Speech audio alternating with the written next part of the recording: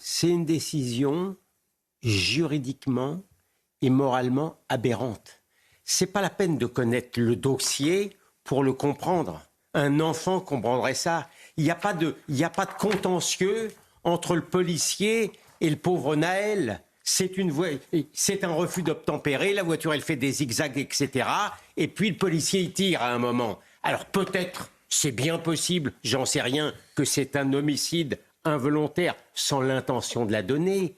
Mais il faut vraiment avoir l'esprit quand même particulier, notamment sur le plan idéologique ou politique, pour considérer que c'est un homicide volontaire passible de la cour d'assises. La réalité, je vais vous dire quelque chose, c'est motivé par l'idéologie, c'est motivé par la peur, c'est motivé par ce que vous voulez. Et ce qui va se passer, je vous le dis, ça va se passer encore peut-être pendant des années, et puis à la fin, ça sera comme l'affaire Zahel et Bouna, là dans le Ziad et Bouna, dans le transformateur. Dans le transformateur. Électrique. Ils finiront, après des années et des années d'enfer. Ou Adama Traoré. Ou d'Adama Traoré, bravo, par être relaxé de ces charges invraisemblables. Et pendant ce temps-là, vous avez raison, monsieur Pro, mettez-vous à la place des flics qui ne sont pas payés plus que ça. Est-ce que vous voulez croire qu'ils vont faire encore beaucoup de zèle dès l'instant où ils vont penser que dès l'instant où ils vont vouloir défendre la paix publique ou défendre la sécurité publique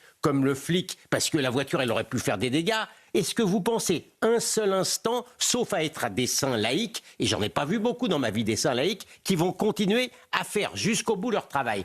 Où que je tourne mon regard, sur le plan moral, sur le plan juridique, sur le plan sociétal, vous ne pouvez pas imaginer dans quel état de colère je me trouve. Bruno